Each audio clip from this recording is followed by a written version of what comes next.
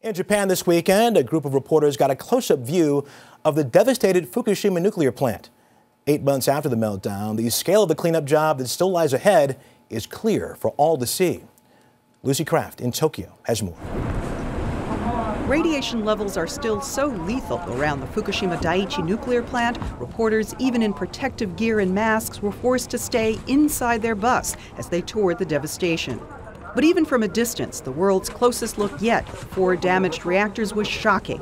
Heavily reinforced concrete containment buildings torn to shreds after a series of meltdowns and hydrogen explosions triggered by the loss of power after the massive earthquake and tsunami last March. The first week after the tsunami was the hardest, says plant manager Masao Yoshida. Many times I thought we were going to die.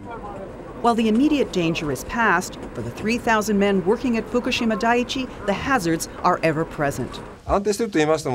Radiation levels are still high, warns Yoshida, and it's still dangerous to work here. The president of embattled utility operator TEPCO, Toshio Nishizawa, tells CBS News he believes a cold shutdown of the plant, when inside temperatures are brought down below boiling point, is within sight by the end of this year.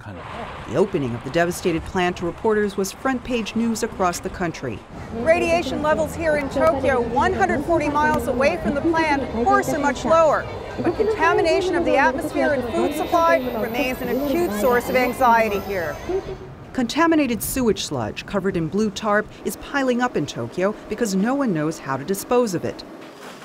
An unpredictable patchwork of hotspots, pockets of high radiation, especially in fallen leaves, has cropped up across the greater Tokyo area. Japan faces a cleanup process expected to take decades. Officials admit they have no idea when, if ever, the nearly 80,000 residents will be able to return home. Lucy Kraft, CBS News, Tokyo.